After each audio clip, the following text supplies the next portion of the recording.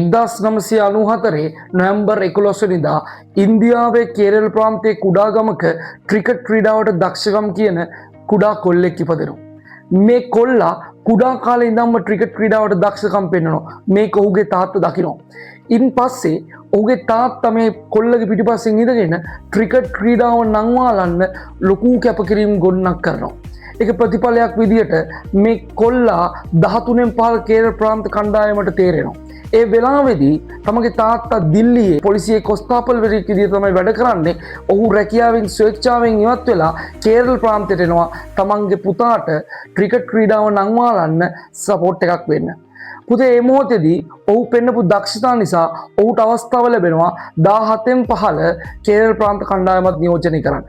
එහිදී දක්වන දක්ෂතා නිසා මොහුට හැකියාව ලැබෙනවා 19න් පහළ ඉන්දියානු කණ්ඩායම නියෝජනය කරන්න. ඉන් අනතුරුව මොහු දිගින් දිගටම දක්ෂතා දක්වන නිසා මොහුට අවස්ථාව ලැබෙනවා පුතේ 2013 IPL ක්‍රීඩා කරන්න.